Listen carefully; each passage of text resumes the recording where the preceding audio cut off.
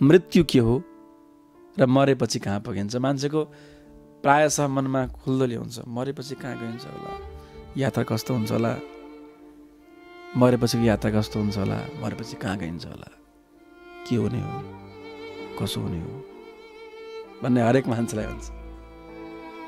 आज म यो रहस्य यहाँहरूलाई बताउन खोजिरहेको छु। मृत्युपछि आखिर हुन्छ के?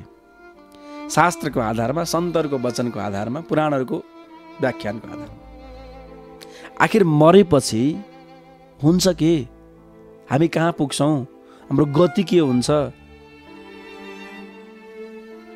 यो कुरा सनातन धर्मले पूर्व जन्म र पुनर्जन्मलाई मान्दछ, जो कि यथार्थ हो।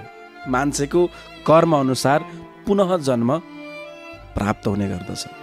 मृत्युको 13 दिनसम्म त्यो आत्मा घुमिरहेको हुन्छ, आत्मा घुमिरहेको हुन्छ र प्राण निस्किने बेलामा त्यसैले रुन हुँदैन।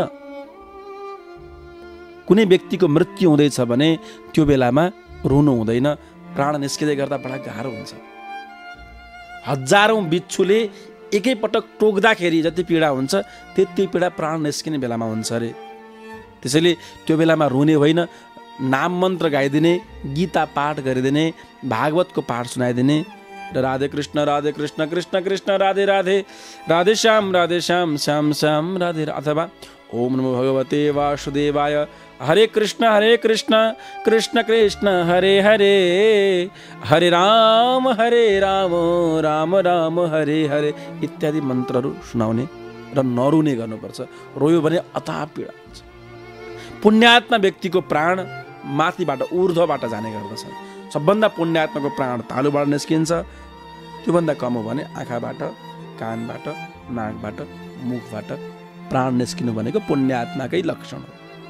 र जसले जीवनभरि केवल भोग विलास पापै पाप मात्र गरेको छ उसको प्राण अधोभागबाट, जननेन्द्रिय, मूत्रेन्द्रिय र गुदद्वारबाट प्राण निस्कियो भने उसले जीवनभरि केवल पाप गरेको छ भन्ने बुझ्नुपर्छ। शास्त्रको आधारमा बोल्दैछु। मृत्युपछि तत्काल त्यो लासलाई बाँधिन्छ। किन? र मृत्युपछि मरेको ठाउँमा पिण्ड पनि दिइन्छ। किनभने त्यो जुन प्राण निस्केको छ त्यो प्राण बारम्बार त्यो सबमाथि, त्यो लासभित्र प्रवेश गर्न खोज्छ। आफ्ना छोराछोरी रोएको देखेर, श्रीमती रोएको देखेर त्यो प्राणले, त्यो आत्माले पुनः त्यो शरीरमा प्रवेश गर्न खोज्छ, जबकि त्यो सम्भावना छैन। बार बार प्रयास गर्छ अरे। त्यसैले तत्काल बाँधेर चरपचुरुप पारेर लगेर मसानघाटमा जलाइन्छ सकेसम्म छिटो। किनभने त्यो आत्मालाई मोह हुन्छ अरे। छोराछोरी रोएको देखेर, श्रीमती रोएको देखेर, श्रीमान रोएको देखेर त्यो आत्मा यति विचलित हुन्छ कि पुनः त्यो देहमा प्रवेश गर्नु पर्यो भन्ने मान्दछ अरे। त्यसैले मरेको ठाउँमा पिण्ड दिइन्छ, बीच बाटोमा गएर पनि पिण्ड दिइन्छ, ताकि त्यो आत्मा सँगसँगै हिँड्या हुन्छ अरे, सँगसँगै। त्यसैले आफ्नो बाबा आमाको लास बोकेर हिँड्ने छोराछोरीहरूले भगवानको नाम जप गर्ने, राधे जति जप गर्यो, 1 वर्षभित्रमा जति जप गर्यो, 1 वर्ष बारिन्छ नि, त्यो बार्दाखेरि जति सत्कर्म गर्यो त्यो पुण्य आफ्ना पितृलाई प्राप्त हुन्छ। बीच बाटोमा लगेर पिण्ड दिन्छ।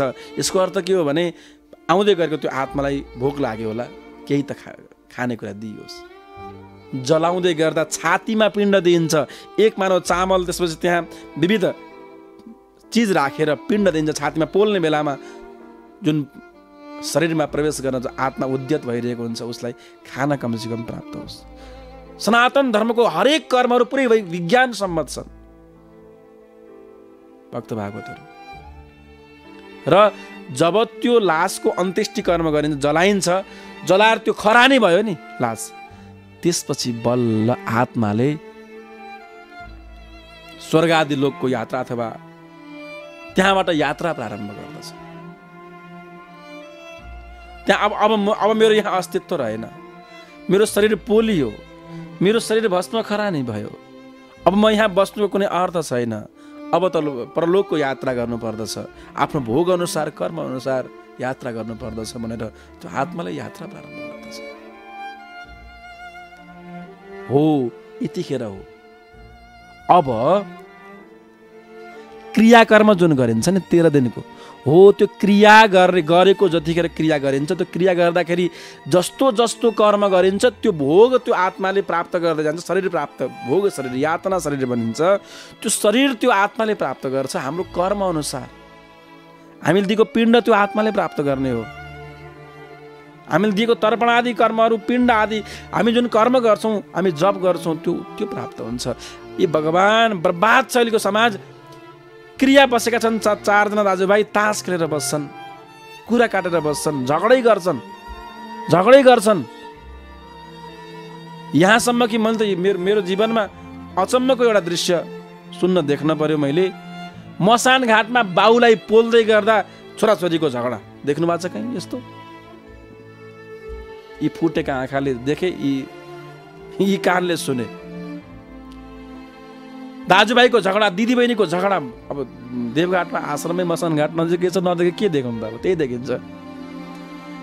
बाउको लास उता जल्दैछ, सम्पत्तिको लागि छोराछोरीको झगडा पनि देखेँ मैले।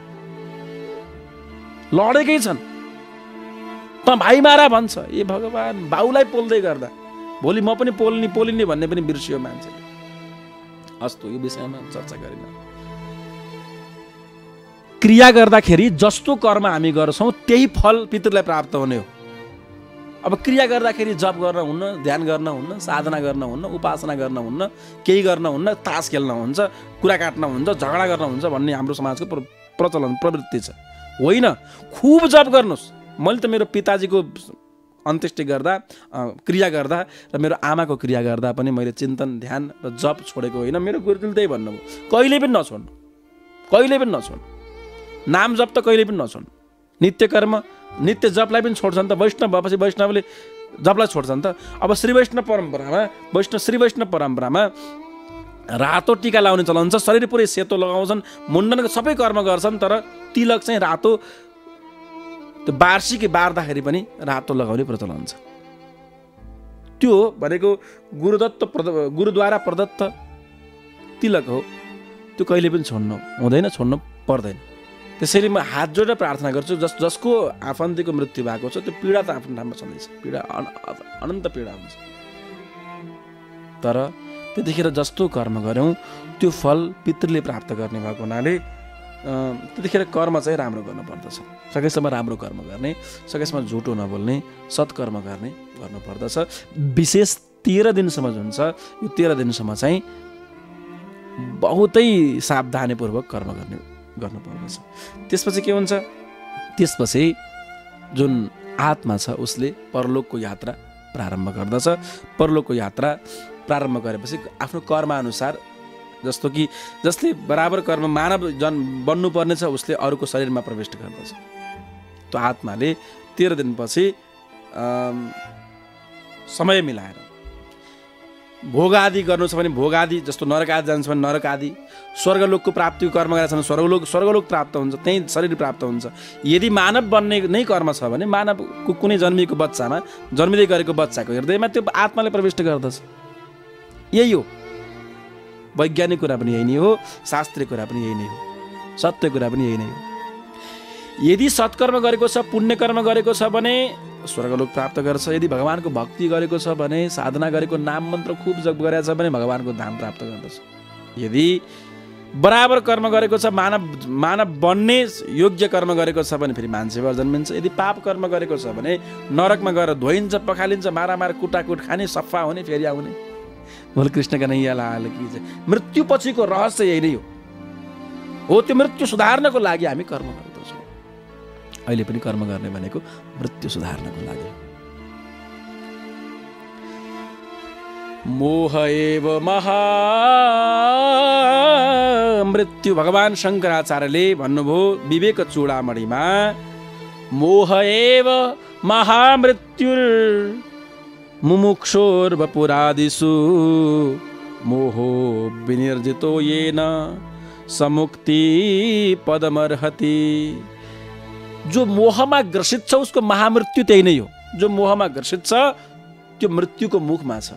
त्यसैले मोहबाट माथि उठ्नु नै मृत्युलाई जित्नु हो अथवा भगवत धाम प्राप्त गर्नु हो। मोहम जहि महामृत्युम देहदार श्रुतादिषु यम जित्वा मुनयो यान्ति तद्विष्णुः परमं पदम। मोहरूपी महामृत्युलाई जित्यो भने तद्विष्णुः परमं पदम। भगवान शङ्कराचार्य भन्नुहुन्छ कि भगवान विष्णुको परम पद विष्णु लोक वैकुण्ठ लोक प्राप्त गर्नको लागि मोहरूपी मृत्युबाट माथि उठ्नु भगवत धाम सजिलै प्राप्त हुन्छ। अतः यहाँहरू सबैलाई निवेदन छ नियमित सत्संग श्रवण गर्दै गर्नुहोला। यदि फेसबुक चलाउने गर्नुभएको छ भने मेरो फेसबुकमा नाम ईश्वर कृष्ण महाराज नामबाट फेसबुक रहेको छ, त्यसलाई लाइक गर्ने र त्यसमा सहभागी बन्ने। यदि युट्युब चलाउने गर्नुभएको छ भने अहिलेसम्म पनि युट्युबलाई सब्सक्राइब गर्नुभएको छैन भने तुरुन्तै गएर सब्सक्राइब गर्नुहोला। ईश्वर कृष्ण महाराज नामको युट्युब रहेको छ, धेरैले हजारौँ भक्तहरूले सब्सक्राइब गरिसक्नु भएको छ। यहाँहरू पनि नछुट्नुहोस्, छिट्टै 1 लाख पुर्याउने योजनामा हामी छौँ। त्यसकारणले यहाँहरूको एक सब्सक्राइबले पनि ठुलो काम हुन्छ। कमेन्ट गर्ने, युट्युबमा गएर को सब्सक्राइब गर्नुभएको छ कमेन्ट गर्नुहोला। हरेक पोस्टमा कमेन्ट गर्ने, लाइक गर्ने गर्नुभयो भने मैले नियमित रूपमा हेर्ने गरेको छु युट्युबमा को सहभागी बन्नुभएको छ भन्ने कुरा।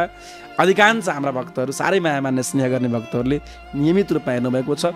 सुन्दर सुन्दर प्रवचनहरू, भजनहरू, यस्तो सैद्धान्तिक कुराहरू, रहस्यका कुराहरू यहाँहरूलाई नियमित रूपमा मैले थुप्रै दिइरहेको छु। सयौं लगभग 1000 को आसपास भिडियो पुग्न थालिसक्यो। यहाँले हेर्नुभएको छैन, हेर्नुहोला। ईश्वर कृष्ण महाराज नामको युट्युबमा गएर सर्च गर्ने, त्यसलाई सब्सक्राइब गर्ने र घन्टी पनि बजाउने आजै गर्नुहोस् है, तुरुन्तै गर्नुहोस् र हामी सधैँ सहभागी बनौँ, सधैँ नियमित सत्सङ्गमा सराबर भौँ भन्दै आजको सत्सङ्ग कार्यक्रमबाट म बिदा हुन चाहन्छु। हरिओम तत्सत, राधे राधे। मीठा मीठा प्रवचन र भजन श्रवण गर्नका लागि ईश्वर कृष्ण महाराज युट्युब च्यानललाई अवश्य सब्सक्राइब गरौँ। सबैभन्दा पहिला प्राप्त गर्न घन्टी दबाउन पनि नबिर्सौँ।